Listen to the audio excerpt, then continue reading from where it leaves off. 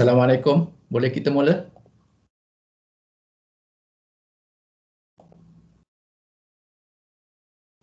Boleh, sir. Okey, kita mula. Okey.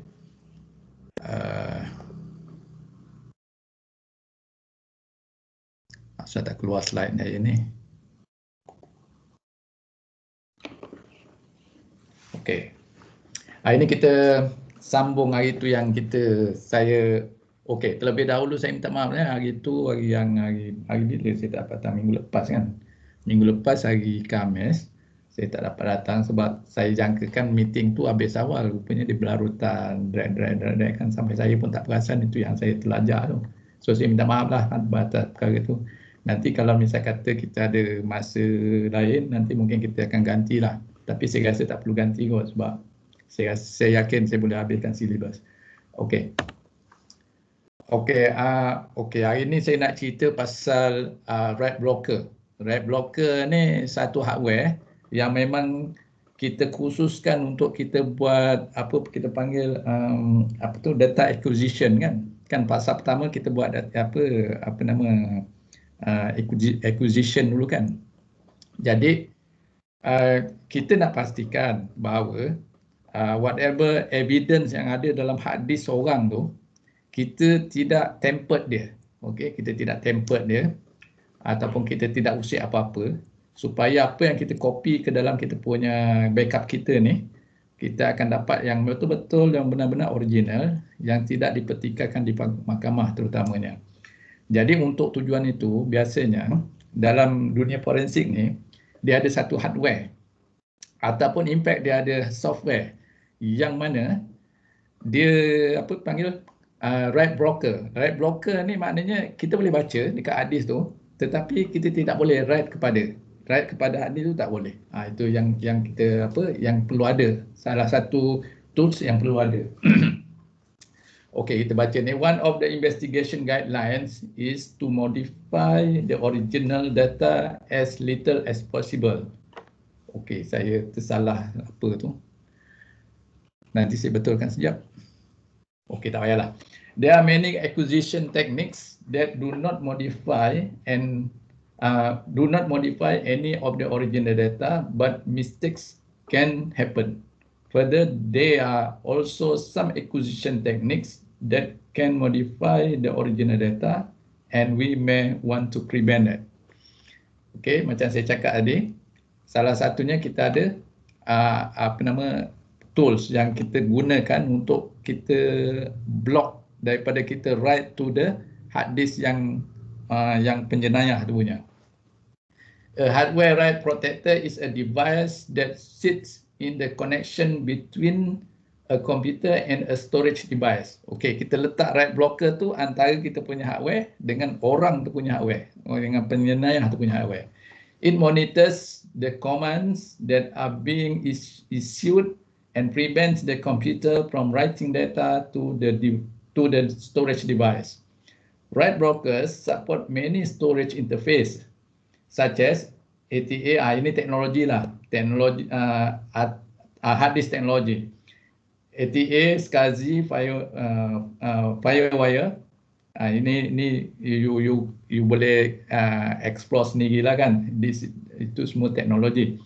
These devices are especially important when using an operating system that could mount the original disk such as Microsoft Windows. Okey.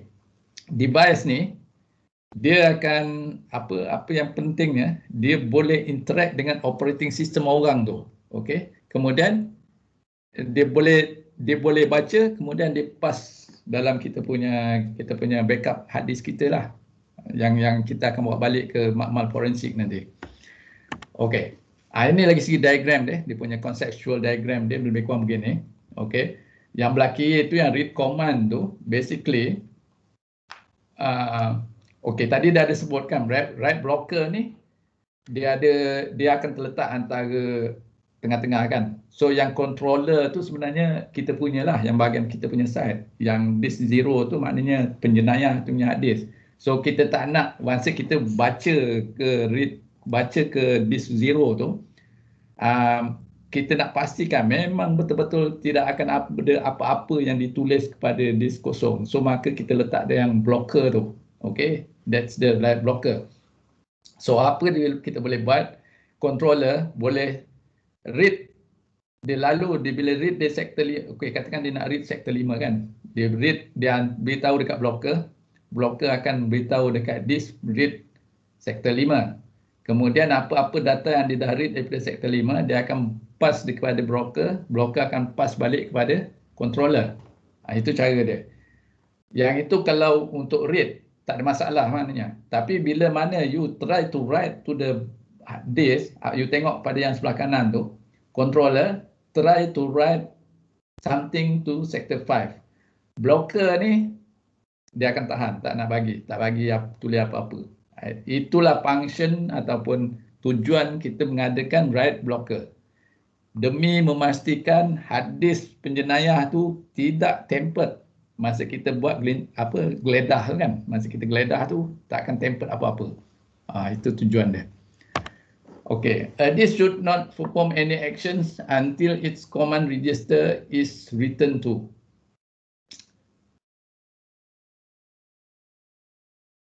So in theory, the most basic type of ini dah jadi apa teknologi lah, apa ATA kan.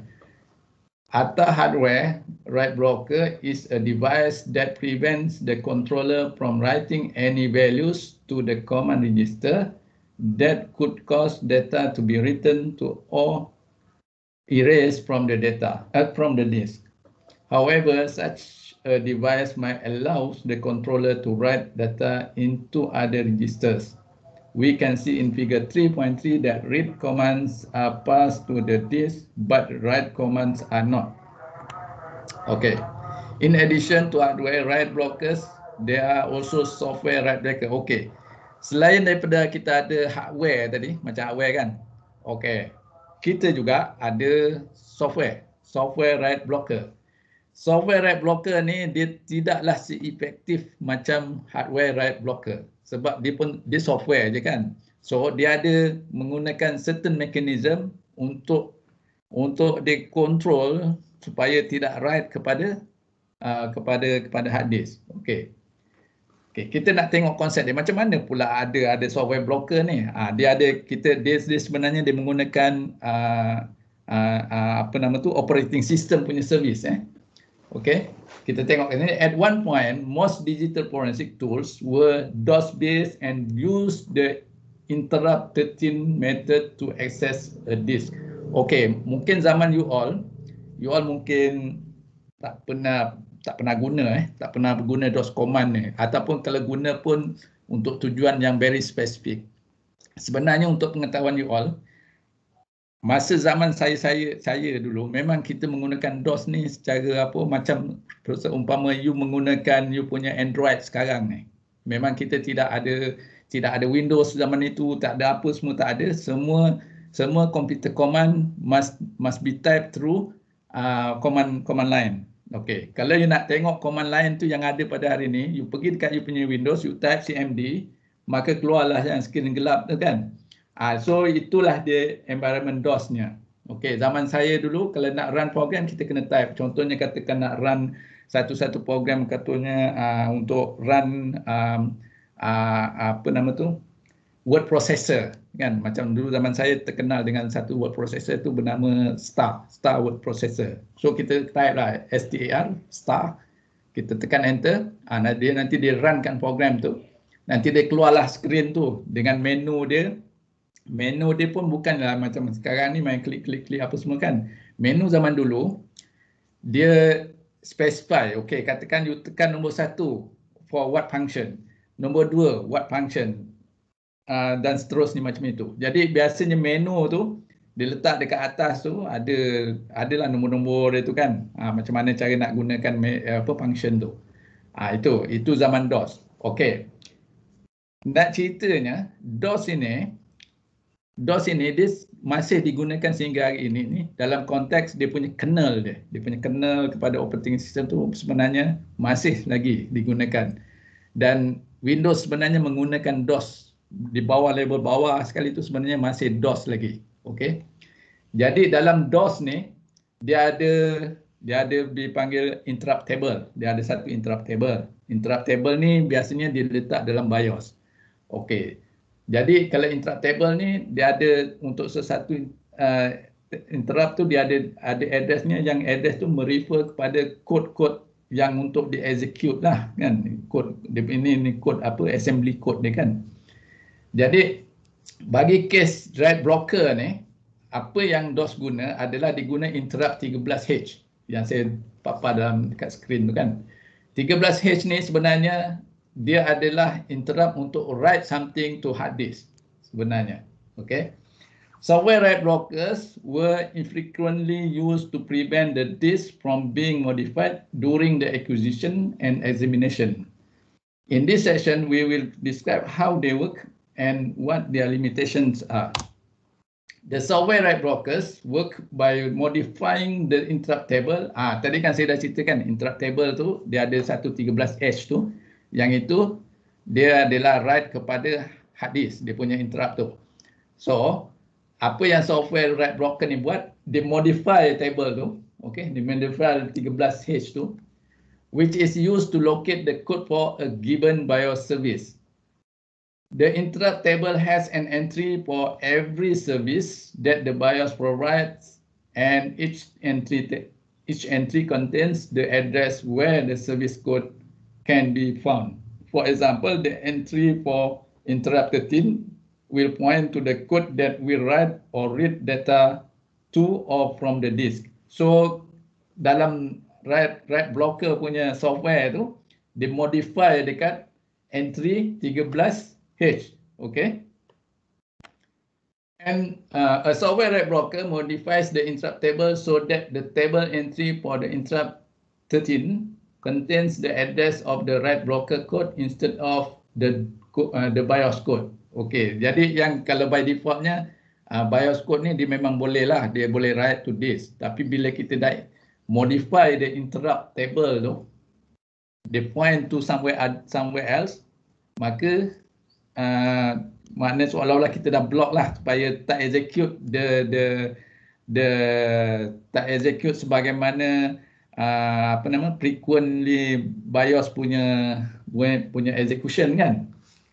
When the operating system calls interrupt 13, the write blocker code is executed and examines which function is being requested. Figure 3.4 shows the example where the software write block has been installed and blocks a write command. Mana 3.4? Yang ni. Okay, yang ni 3.4. Kita baca habis dulu. A write blocker allows a non-wire function to execute by passing the request directly to the original interrupt 13 BIOS code. Okay, kita tengok dia punya source code diagram ni. Okay, yang atas tu without software write blocker, you send to interrupt 13H dekat dalam interrupt table tu, maka dia minta supaya contohnya kita interrupt 13H tu dengan tujuan untuk kita write something to sector 5. So BIOS code terima that interrupt table, interrupt request, and then BIOS tu akan write the data to sector 5, lalu controller tu antara itu dia punya apa, yang ini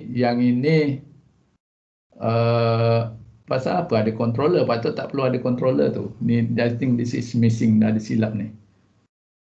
Without software blocker sepatutnya controller tu tak ada. Okay, dia boleh write to disk 5.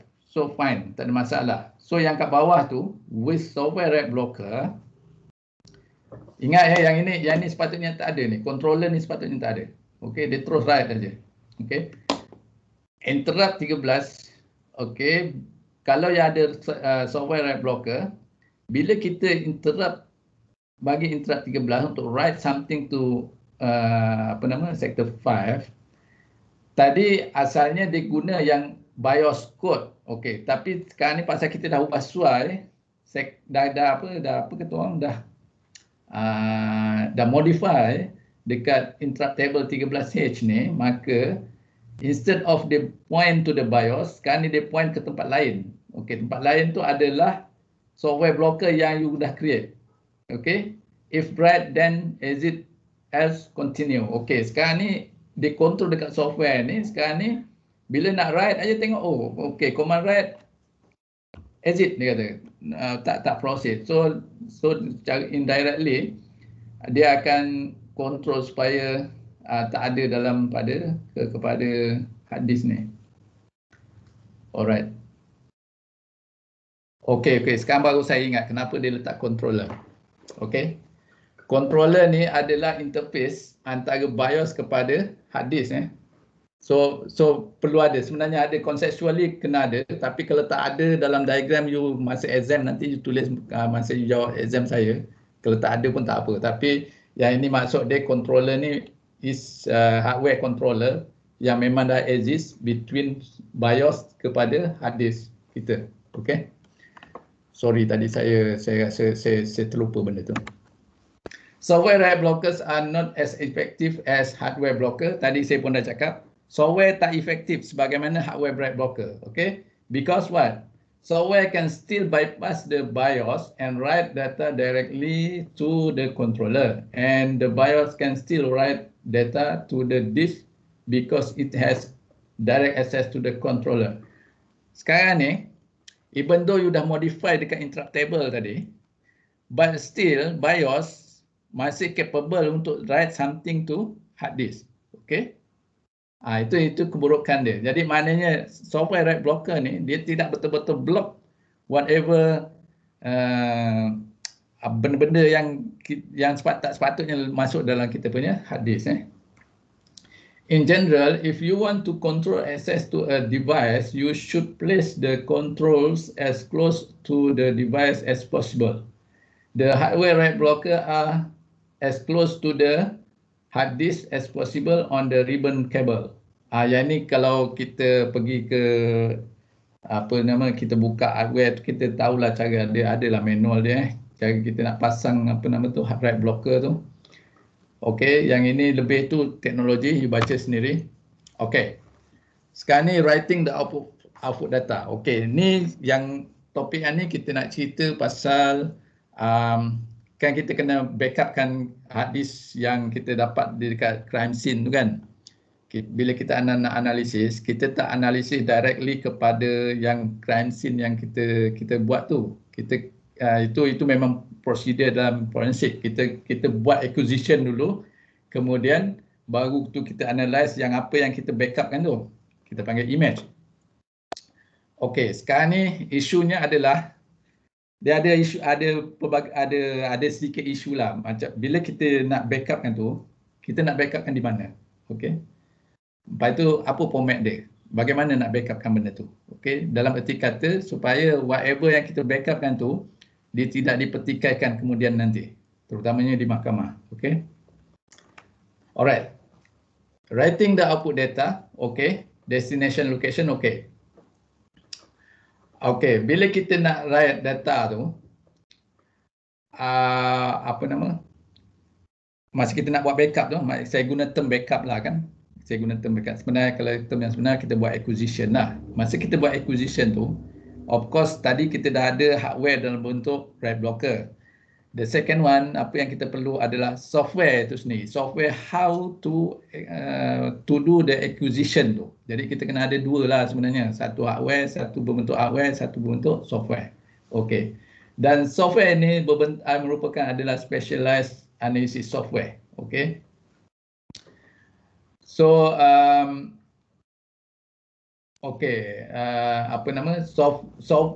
software ni sebenarnya, software yang saya maksudkan ni, dia sebenarnya capable untuk kita boot sistem yang ada pada crime scene tu. Okay, contohnya terutamanya kalau kita nak buat dead acquisition, dead acquisition. Satu lagi live acquisition kan. Tapi yang ini yang kita nak cerita ni adalah dead acquisition. So biasanya bila kita sampai tengok dekat crime scene tu, server apa semua dah shut down.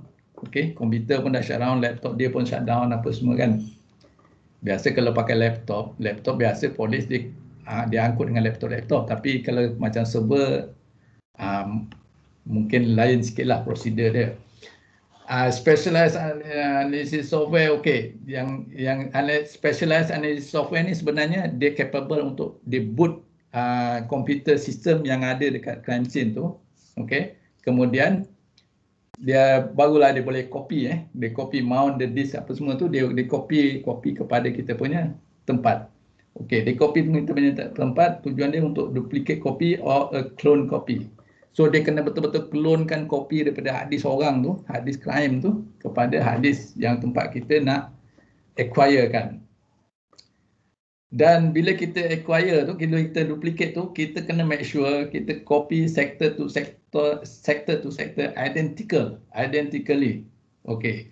Kemudian kalau misal kata sector to back sector, so apa kita boleh buat? Kita perlu tulis kosong, wipe with zero tu yang saya maksudkan tu. Kalau ada back sector, maknanya dekat kita punya destination kena tulis 000. Yang ini saya dah cerita minggu lepas. Okey. The destination disk is bigger than the source disk. Okey, ini isu dia. Ini ada satu isu. Masa kita buat backup tu, katakanlah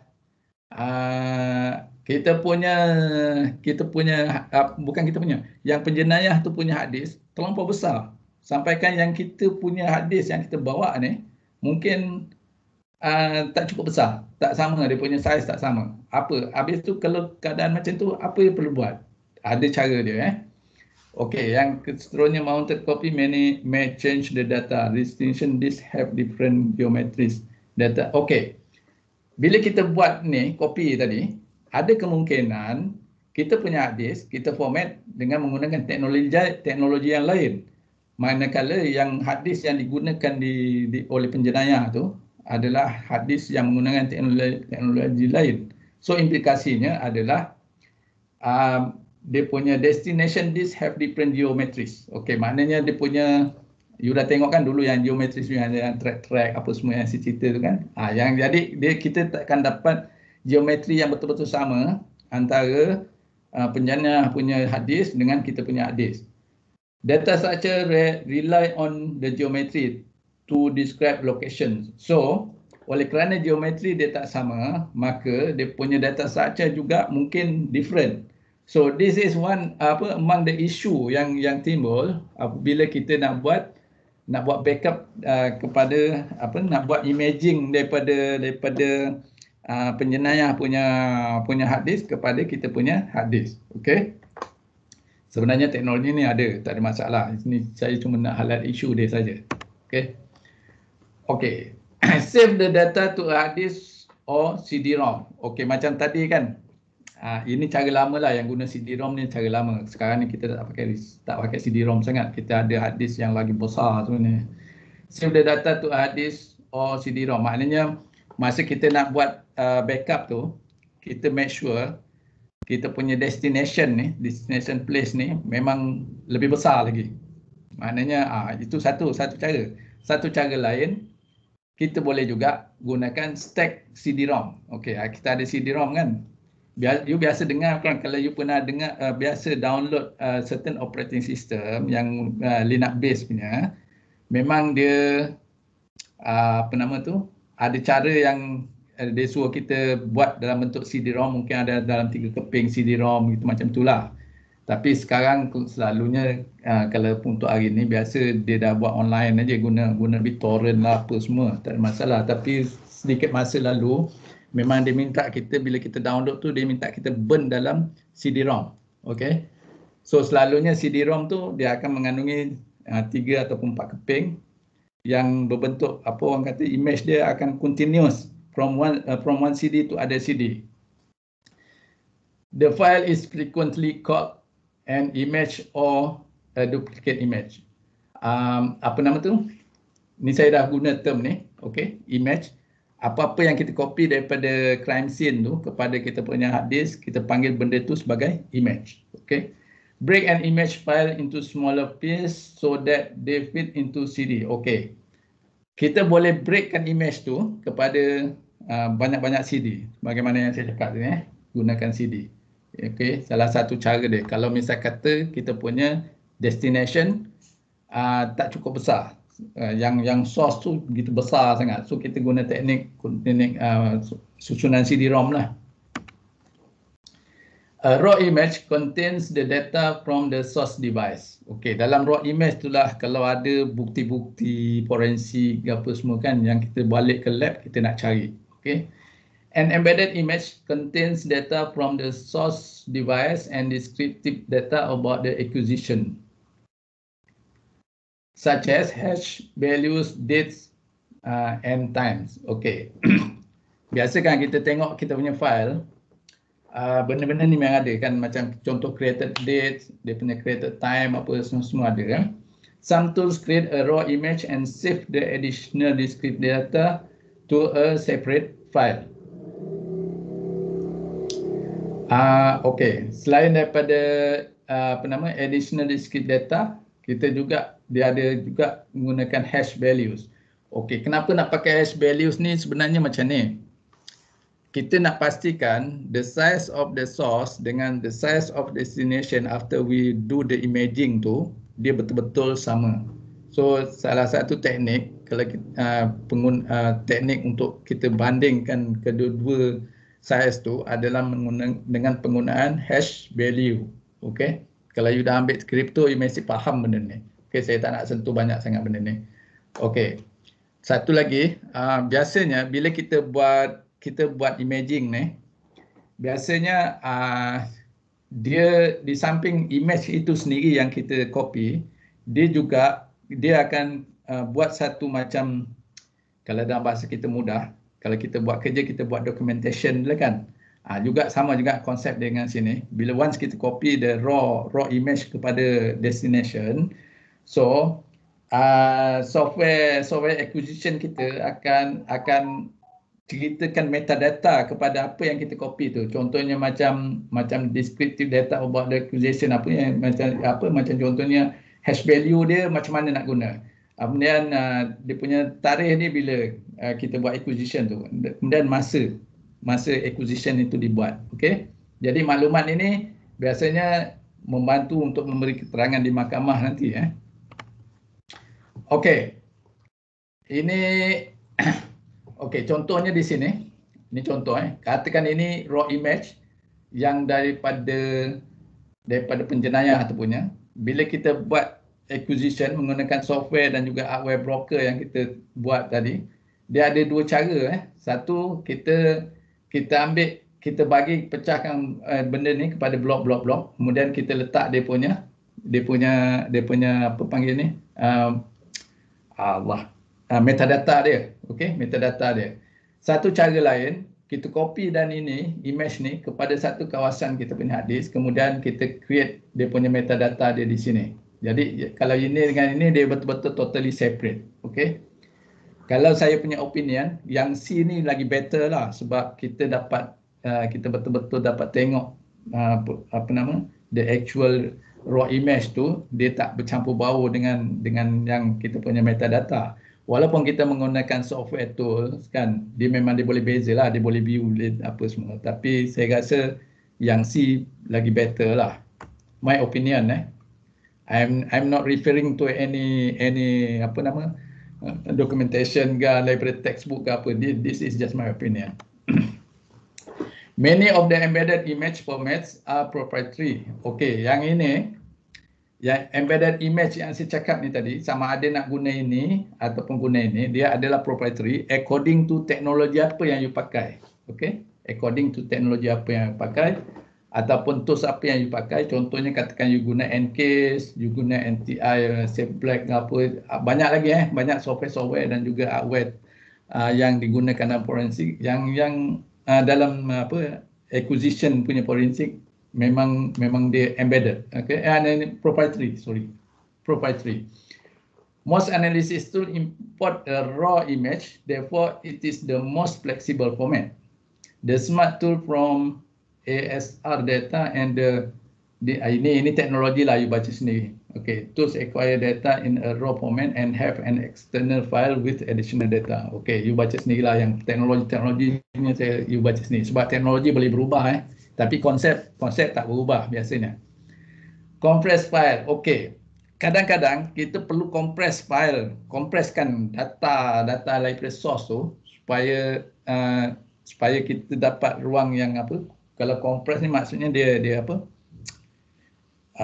Dia compress maksudnya dia punya size of the file tu dikecilkan kan.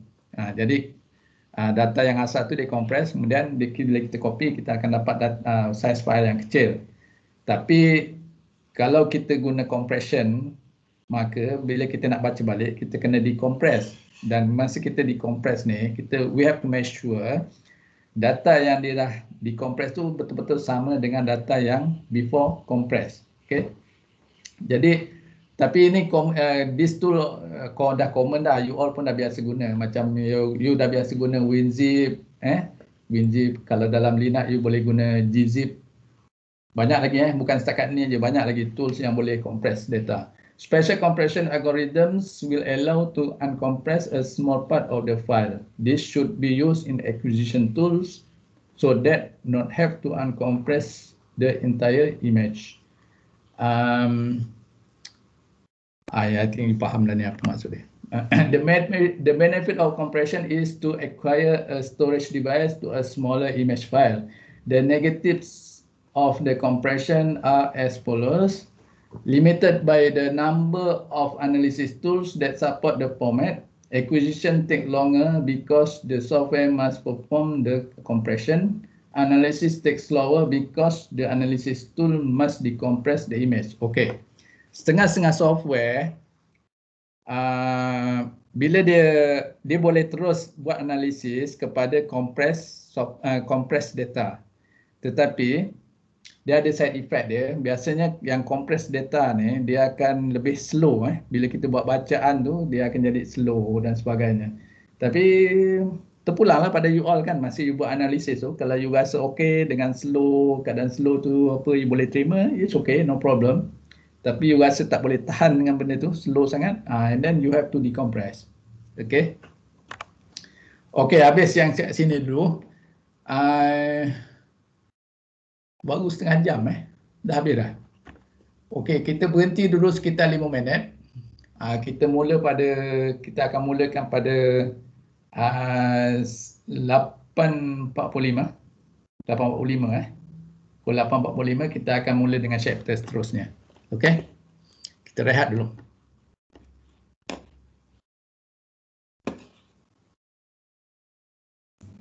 Baik, sir.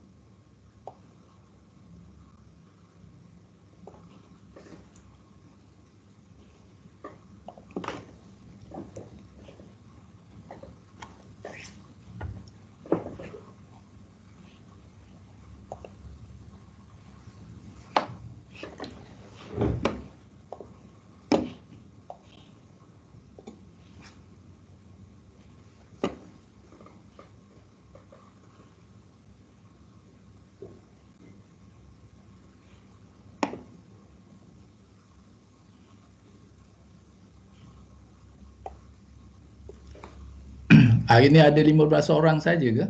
14 orang saja ke? Saya nak download participant sekarang. Tadi berapa? Yang berapa tadi? Ada berapa semua?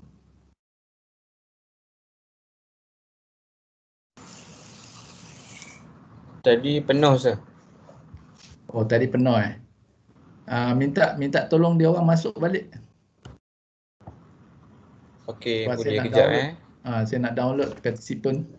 Nanti kan saya consider you tak datang, susah pula.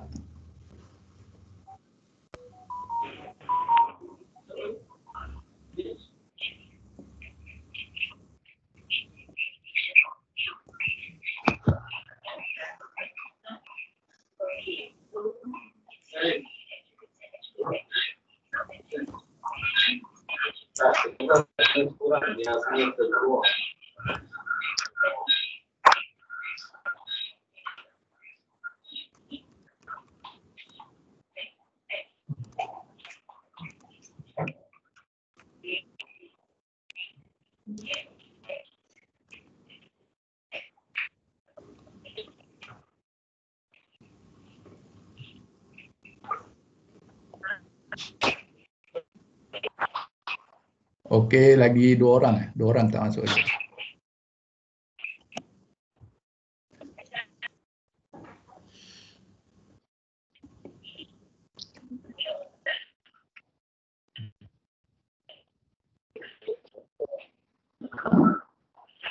Okey, minta dia orang masuk, minta dia orang masuk.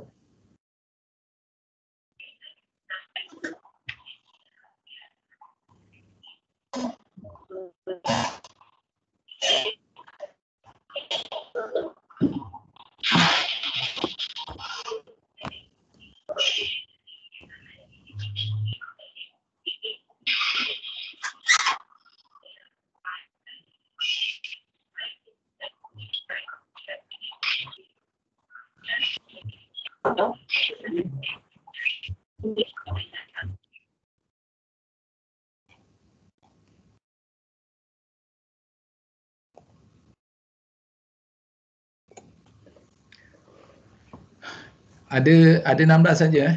16 termasuk saya, makna ada 15, ada berarti ada 2 tak masuk ni.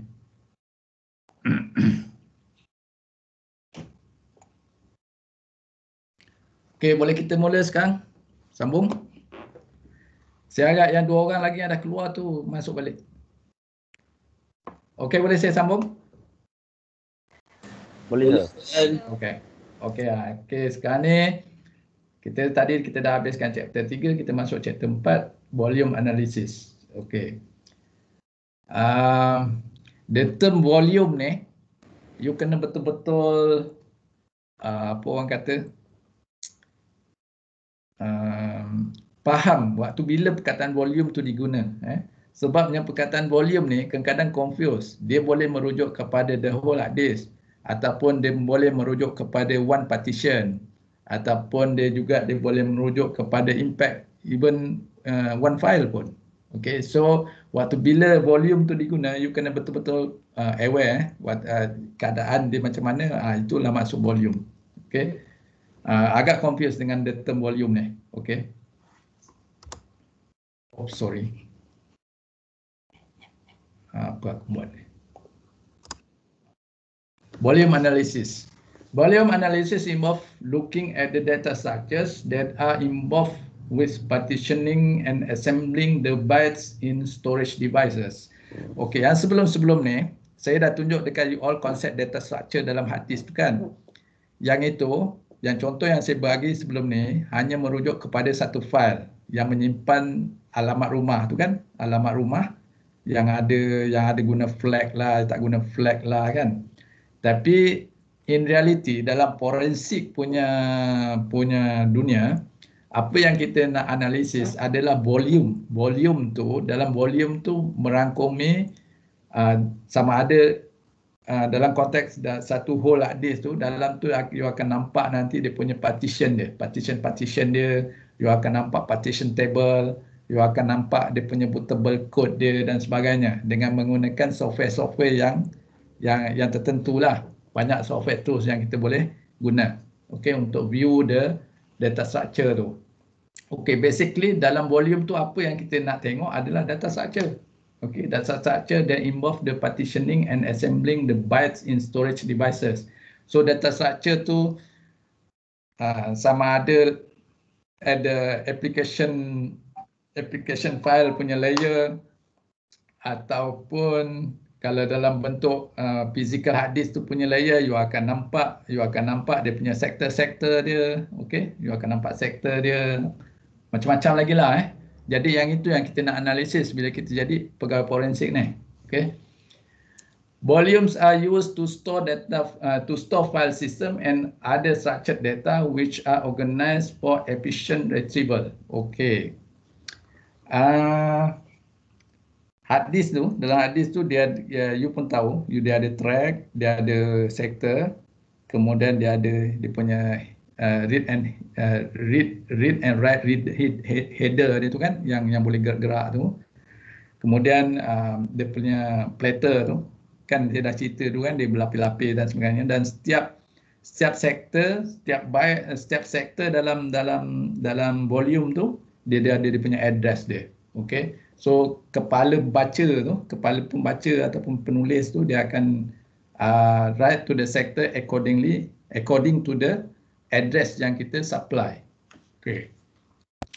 Volumes are used to store file system and other structured data which are organized for efficient retrieval. So dia memang dah susun kan, dia dah strukturkan data dalam hard disk tu supaya head tadi yang read head dengan punya ataupun write head tu boleh access, boleh retrieve dengan efficient. Microsoft Windows Volume System, okay, kita ada banyak komputer sistem kan, kita ada yang guna Linux, ada yang guna Windows, many others lah, ada yang guna Unix biasa. So basically those operating system dia akan formatkan hard disk ni, selain daripada menurut teknologi hard disk tu sendiri, dia juga akan format mengikut operating system tu sendiri.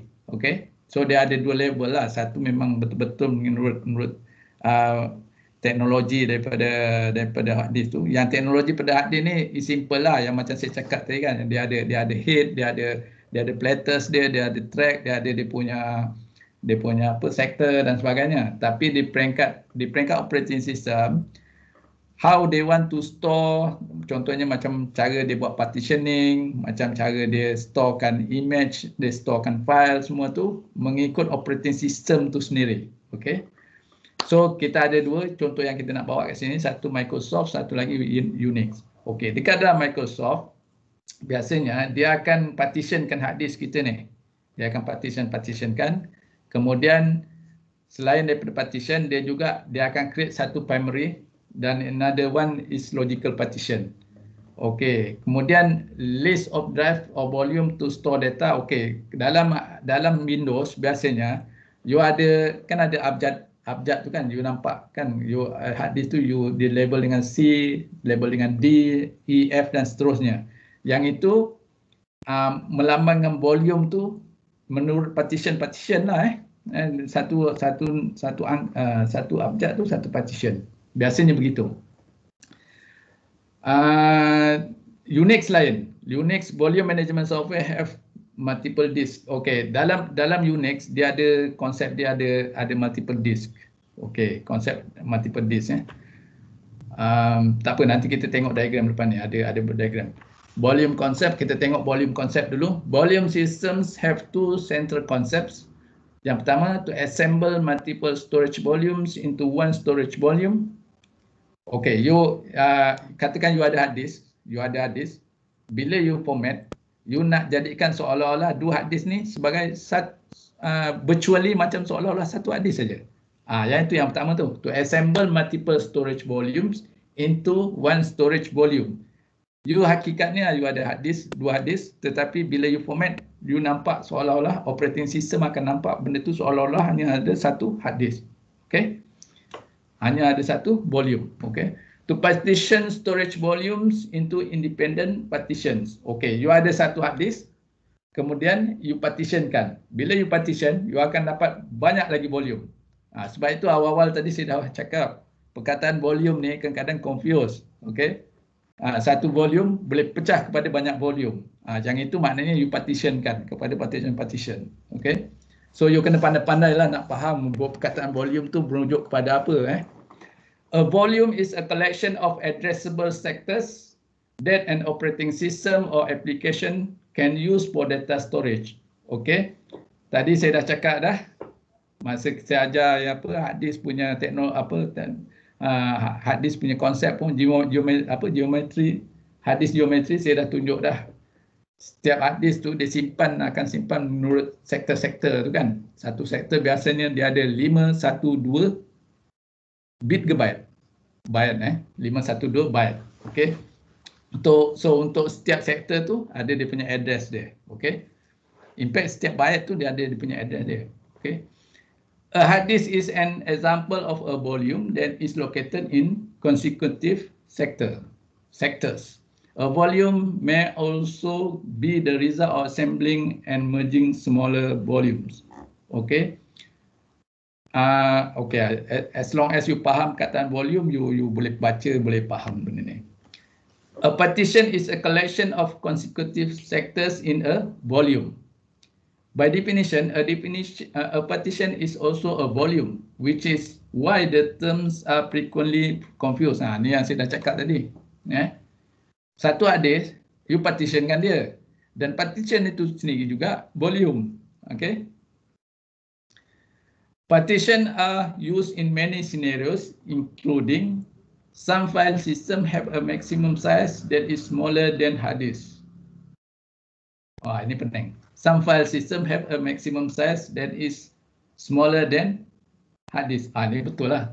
File system smaller than hard disk. Okay, sorry, confused tadi. Some file system have a maximum size that is smaller than hard disk. Many laptops use a special partition to store memory contents when the system is put to sleep. Okay. Biasa kan you punya laptop, kadang-kadang you masuk sleep. Bila dia tidur macam tu, dia nak lowkan energy consumption kepada you punya memory tu kan, versatile memory tu. Jadi apa dia buat? Dia backupkan you punya data yang ada dalam memory tu, dia backupkan dalam you punya hard disk. Dan yang punya hard disk tu ada special storage dia lah yang dia memang dah allocate. Memang dia setiap kali dia tidur, dia sleep, dia akan tulis situ dan bila dia bangun balik dia akan baca daripada situ juga. Okay. Unix system use different partitions for different directories to minimize the impact of file system corruption. Unix system use different partition for different directories to minimize the impact of file. Okay, dia nak ceritanya kat sini macam ni. Unix file system dia tak sama dengan Windows punya file system. Okay, dia ada dia punya tujuan dia lah. Dia sebenarnya kalau kita biasa dengan Unix, memang dia lebih efisien daripada Windows lah sebenarnya. That's why kebanyakan server memang menggunakan Unix sehingga hari ni, Linux terutamanya. IE32 based systems that have multiple operating systems such as Microsoft Windows and Linux may require separate partitions for each operating system. Okay. Untuk pengetahuan you all, mungkin you all pun dah pernah masuk dekat dalam makmal MKS di bawah di FSTP tu. Okay. Untuk pengetahuan you all, kita punya sistem ni, kita punya laptop kita ni ataupun kita punya desktop, kita boleh configurekan supaya mengandungi dual boot system. Okey, satu kita sama ada kita boleh boot menggunakan Windows ataupun kita boleh boot menggunakan Linux. Biasanya kalau kita dah configurekan kita punya computer system menggunakan ada dua bootable operating system, masa awal-awal kita nak boot tu dia akan bagi kita pilihan sama ada you nak boot guna Windows ataupun you nak boot guna Linux. Okey, yang benda tu is doable. Maknanya you boleh configurekan you punya hard disk kepada dua partition yang besar, satu guna untuk Windows, satu lagi guna untuk Linux. Okey, kita benda tu boleh dibuat. Okey. Alright. Ya, ini diagram apa ni? An example hard disk volume is organized into 3 partitions which are assigned volume names. Okey, kita ada hard disk yang besar tu. So sekarang ni kalau dalam Windows say for example kita partitionkan dia kepada 3 partition. Partition 1, partition 2, partition 3. Apa yang you boleh nampak dalam you punya directory system, yang partition 1 tu mungkin you akan nampak dia sebagai drive C, partition kedua you akan dapat sebagai drive D, and then the third partition you akan nampak dia sebagai drive E, sebagaimana yang kat bawah ni kan, C, D, E. Okay, so dalam Windows punya sistem memang sistem dia begini, satu partition tu dia akan assign satu abjad value, abjad yang menandakan itu satu partition. Okay, tapi belum tapi lagi, ada kita baca lagi. Partition system have one or more tables and each table entry describe a partition. Okay, macam mana sebenarnya partition ni kita boleh dari segi operating system boleh tahu partition ni dalam hard disk. Sebenarnya partition ni dia ada partition table. Okey, dia ada partition table, dia akan, dan maklumat partition table ni memang ada dalam hard disk kita. Bila mana kita format ke hard disk tu, dia akan createkan partition table tu. Berapa partition kita nak ada dalam hard disk tu, nanti dia akan samalah those partitions addressed by the partition table. Okay. The data in the entry will have the starting sector of the partition, the ending sector of the partition, or the length and the type of the partition. Okay, bila kita sebut table, dia adalah betul-betul table lah. Bila table ni macam contoh katakan you dekat Microsoft Word tu kan, you boleh create table kan. Table can be any row and any columns kan. Konsep dia macam tu kan. Sama juga konsep dia dekat sini. Kita boleh view dalam kita punya software tu. Okay, partition table ni memang dia bentuk table tu, dia ada dia punya entry yang pertama adalah mungkin katakan sebagai contohnya, entry yang pertama referring to partition pertama, entry kedua partition kedua, dan seterusnya macam tu. Dan setiap entry tu dia akan adalah dia punya data-data, sebagai contohnya the start address of first partition. Dia berapa nombor dia buat macam tu jadi data ni memang dah dijadikan macam satu data structure spesifik untuk partition table punya data structure. The data in the entry will have the starting sector of the partition. Termasuk starting sector of the partition kan. Dia akan simpan dalam kita punya entry table ni. Partition table ni. The ending sector of the partition. Of course lah, bila kita partition dengan disk tu, kita kena tahu start dia dengan dia punya ending dia. Kan? Jadi maklumat ni dia dapat tahu melalui dia store benda tu dalam partition table. Alright. So ini dia punya diagram dia. Apa yang kita cerita tadi. Kita ada kita baca ni, a basic table with entries for the start, end and type of each partition. Kita sekarang ni contohnya entry yang pertama, dia start daripada address 0 sehingga address 99. Dia merupakan satu partition yang ini. Dan partition yang ini, masa kita format tu, kita menggunakan FAT format. You tahu tak FAT format ni? FAT format adalah salah satu jenis data structure jenis hard disk format yang kita formatkan lah. Masa kita buat format hard disk, dia akan tanya selalunya, you nak format tu dalam bentuk FAT ke, NTFS ke, ataupun banyak lagi jenis format. So dia akan tanya benda tu. So maklumat apa jenis format apa ni biasanya memang dia akan letak dalam kita punya partition table.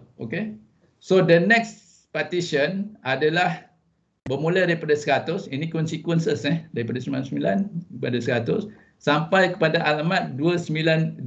Ini adalah sector address sector address 249, dia bermula dari sini sehingga sini, dan ini diformat dalam bentuk NTFS dan seterusnya. Dan seterusnya. Sebenarnya tak semestinya benda ni continuous Macam contoh katakan ini partition yang ketiga, lepas partition kedua ni masuk ke partition yang ketiga kan, you tengok dia punya address ni tak continuous So maknanya partition dalam, you punya partition dalam hard disk tu, dia boleh macam berterabur, berterabur tak kisah kat mana, tak semestinya dalam bentuk urutan. Yang pentingnya, you punya partition tu, masa dia buat partition tu, dia tak bertindih antara satu partition ke partition yang lain. Okey, itu yang mustahaknya lah. Kalau misal kata bila mana bertindih antara satu partition dengan partition lain, bermakna you punya partition table already corrupted. Okay, corrupted. Okay, usage of volumes in Linux, in Unix. Unix system do not use volumes the same way as Microsoft Windows system does. Okay, ingat tak sama. Windows system dia punya volume dia lain. Windows system, Linux system dia punya volumes dia lain. Dia punya struktur dia berbeza. The subdirectories of, dia pakai slash, are either subdirectories in the same file system or they are mounting points for new file systems and volumes. Okay, mounting point dalam Linux, you boleh seakan-akan samakan dia dengan drive number. Drive number macam tadi yang saya kata, drive A, drive D, drive C, drive D, drive E dan sebagainya. Tapi dalam Linux, dalam Unix, biasanya benda tu dia tak pakai drive number, dia pakai mounting points. Mounting point tu dia start dengan the first backslash tu, backslash ke apa ataupun slash, normal slash. The first slash tu menandakan dia punya mounting point dia. Macam contoh kat sini, slash mounting point, kemudian diikuti dengan CD-ROM. Yang ini bermaksud volume ni merujuk kepada CD-ROM punya volume. Okey, itu contoh. Jadi dia tak ada huruf A ke huruf B ke huruf C dalam Linux, dalam Linux. Okey, memang gitu sistem dia. Untuk lebih jelas lagi, kita boleh tengok ini diagram ni. Beza antara Windows partition system dengan Linux punya partition table. Okey, you tengok kat sini. Kalau Windows, you ada, katakan you ada 3 partition. Partition yang pertama ni dia bagi rujuk sebagai C. Dalam tu you ada letak program files, kemudian ada Windows punya file. Kemudian yang D ni mungkin you letak you punya data ataupun you punya program, your application program. And then yang E ni mungkin refer to your CD-ROM. Tapi kalau dalam Linux, dia lain, dia terbalik. Nah, dia letak mounting point dia, okay, etc. Kemudian, sorry.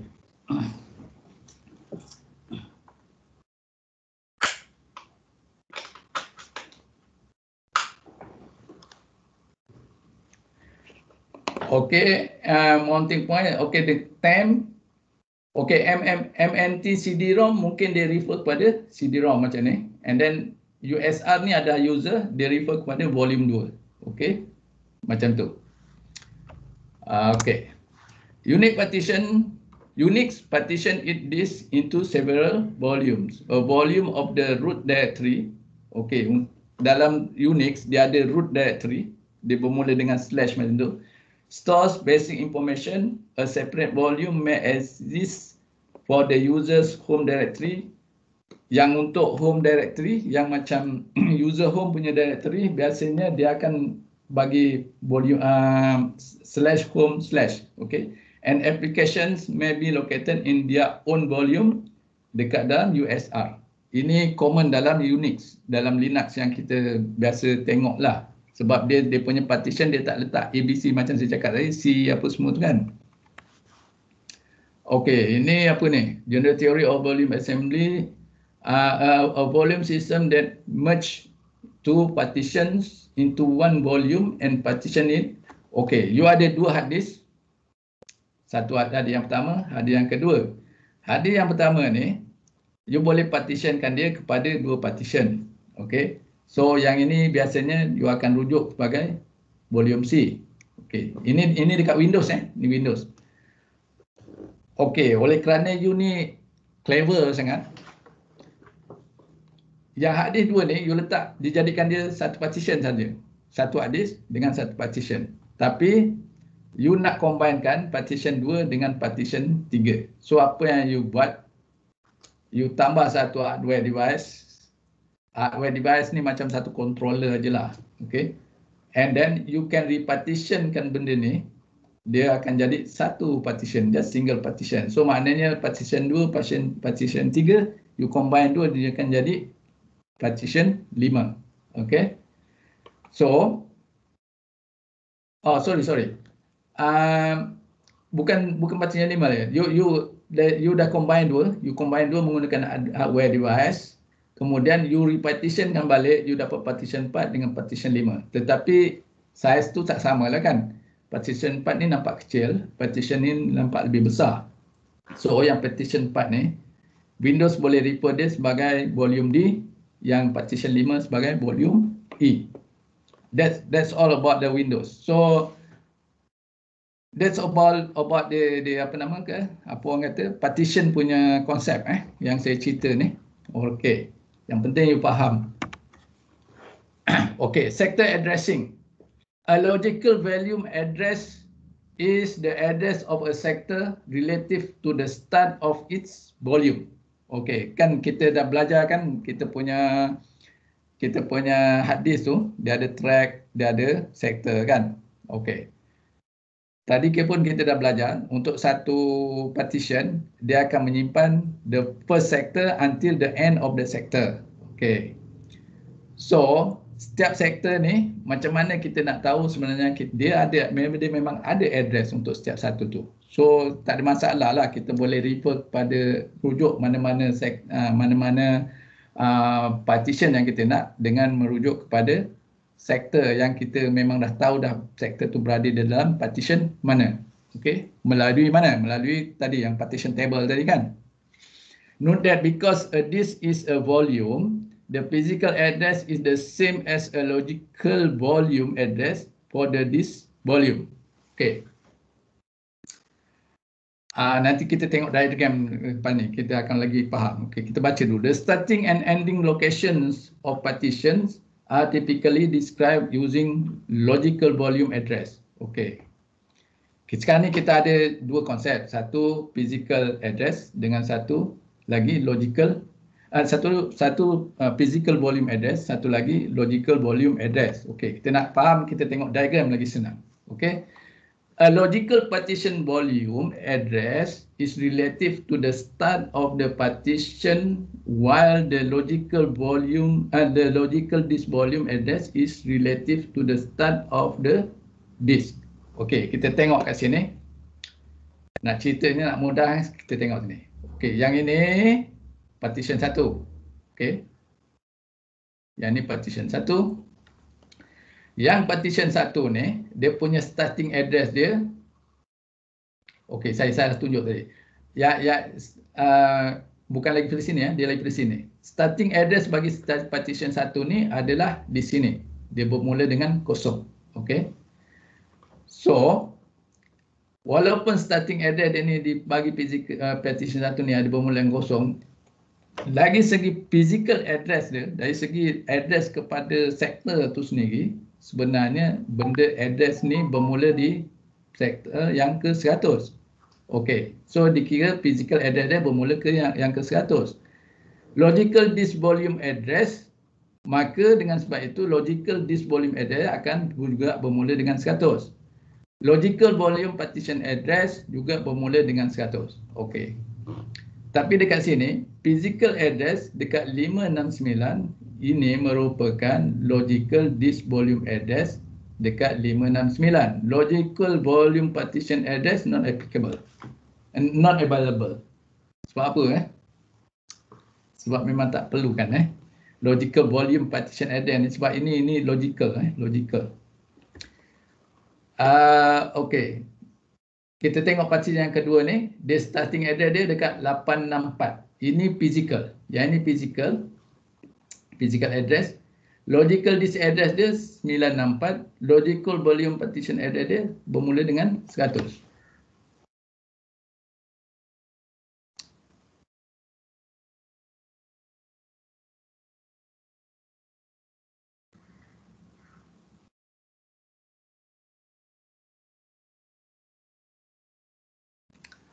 Okey, 864 ini kenapa dapat 100 ni? Sekejap, saya tengah fikir sekejap. Logical volume partition address 100.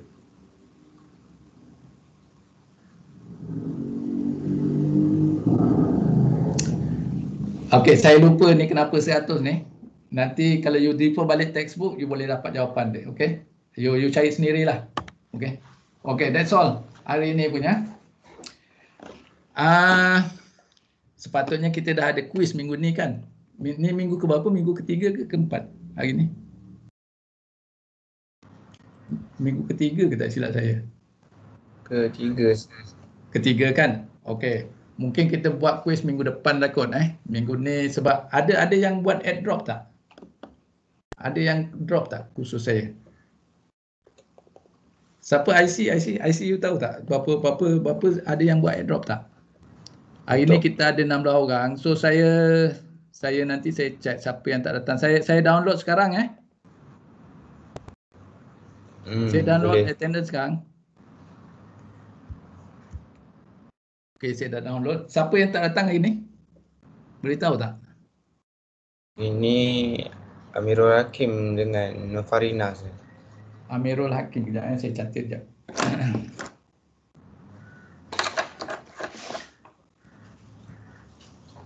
Amirul Hakim. Dengan Farina. Dengan Nur Farina. You tahu tak sebab apa dia tak datang? Ni saya kemungkinan besar sambungan internet mereka tak stabil sangat. Oh, internet Okey. Tak apa. Saya maklum aja. Okey, ada apa-apa nak tanya boleh hantar dekat chat. Kalau ada apa nak tanya berkaitan topik hari ni. Untuk kursus file system forensik ni tak ada yang saya perasan yang ambil airdrop untuk kursus ni. Okey. Semua full saya. Okey, so mana 17 orang tu remain kekal lah kan? Okey. Saya pun tak dimaklumkan daripada Kak Su tak ada cakap apa-apa. Cuma Kak Su hari tu awal-awal semester dia beritahu ada satu orang dia akan masuk. Asalnya ada 16 orang tapi sekarang ada 17. Betul sir. Dah masuk dah. So hari ni tak ada apa tak ada apa nak tanya berkaitan. Oh, saya lupa nak cakap kita sekarang pukul apa? Pukul 9:20. Saya nak beritahu mana tadi? Oh, patutnya saya dah masuk part 2 ni. Okey, tapi tak apalah. Part 2 ni pun tak banyak. Part 2 ni tak banyak. Okey, kejap saya share dulu skrin. Kita sambung sikit part 2 ni, cerita part 2 ni. Okey.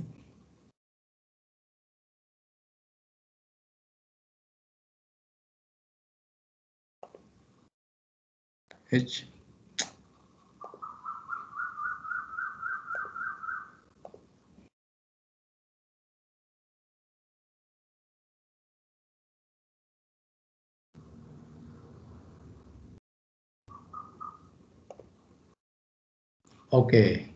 Boleh nampak slide Slide part 2 nampak Nampak. Okey, slide part 2 ni tak banyak. Dia ada lebih kurang dalam 6 slide aja. Okey, dalam 6 slide aja. Okey, analisis apa semua ni. Sebab yang ini dia tak banyak konsep. Cuma yang ini pun saya dah cerita tadi. Ini cerita pasal partition. Saya nak you baca sendiri yang part 2 ni. Dan apa yang lebih pentingnya you buat benda ni. Nampak tak ni? Autopsi nampak tak? Nampak. Okay, you download autopsi. Kalau boleh you buat hari ni. You download software ni and then you install dekat you punya laptop ataupun desktop. Dan bila you run autopsi ni, you kena betul-betul berhati-hati sebab dia boleh override you punya hard disk Bila seluruh hard disk tu dia macam seolah you terformat ke apa kan. Itu your own risk You guna autopsi ni you punya risk. apa saya nak cerita, you download benda ni, kita boleh dengan autopsi ni, dia adalah satu open source punya forensic tool yang kita boleh guna untuk pembelajaran lah. Di samping kita ada yang komersial punya, yang betul-betul polis guna. Jadi yang autopsi ni biasa kita guna untuk macam you all gunalah untuk yang free punya, just nak tahu hard disk punya data structure, nak tahu hard disk punya partition table. So kita just guna autopsi ni. Okay. Dengan menggunakan autopsi ni, selain kita boleh boleh view kita punya hard disk kita sendiri, kita juga boleh load kita punya image file yang kita acquire daripada mana-mana ke apa semua. So you boleh download mana-mana image file yang ada memang available dekat internet, and then you boleh guna autopsi ni untuk carilah apa nak view, nak buat forensik lah on that file ke apa semua kan. Itu tujuan autopsi ni lah. So saya berharap sangat you download autopsi hari ni, try install. Kemudian hati-hati kena buat ni, takut terdelete satu hard disk you all. Better you backupkan dulu mana-mana data penting apa semua sebelum you guna autopsi. Boleh faham ke ni? So boleh tak kalau autopsi ni kita orang guna dekat virtual box? Dekat virtual box? Yes sir. Oh, you install dekat virtual box. Good. Maknanya you tak ganggu you punya sistem you. Bagus. Kalau you guna virtual box lagi bagus. Ataupun you dah pernah install ke autopsi ni? Mungkin lecturer lain dah ajar. Tak ada lagi sir. Tak ada lagi Okay, you do download and then you install autopsi. Macam saya dah install tahun lepas. Tapi hari ni saya try run, kenapa tak boleh run I don't know. Saya kena tengok balik apa sebab dia. Kalau tidak saya ingat hari ni saya nak view nak share saya punya partition table yang ada kat dalam desktop saya ini saya fikir. Tapi tak berjaya. Pagi tadi saya cuba autopsi ni tak jalan, tak tahu sebab apa. Jadi you all download lah sendiri autopsi ni, and then you cuba masa you tengok main-main tu, you cuba view you punya partition table dekat you punya hard disk lah, tengok macam mana.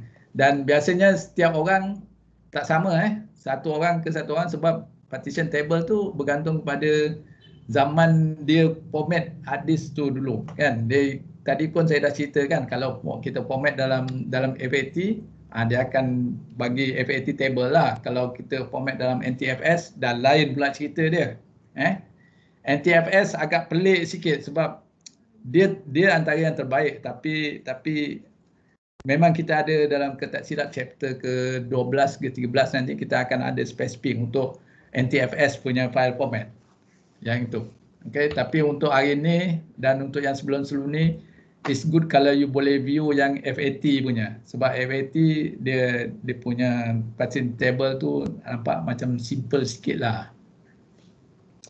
Okay, ada apa-apa nak tanya lagi? Make sure you download ni autopsi. Dan semua slide saya dah upload dalam my Teams. So you boleh, saya harap you bacalah. Di samping itu saya berharap sangat you all baca textbook yang saya dah letak dekat dalam my Teams tu. You baca sendiri, sebab kalau you tak baca, you nak harap apa yang saya cerita aje, kadang-kadang nasib-nasib kan. Kalau saya teringat apa yang saya nak cerita, saya cerita. Kalau saya tak teringat, you tak ada lah maknanya kan. So it's good you baca sendiri. Okay. So ada apa lagi nak tanya? Tak ada. Kalau tak ada, saya habis dulu di sini. Yes sir. Okay. Assalamualaikum warahmatullahi wabarakatuh. Waalaikumsalam. Salam sir. Thank you sir.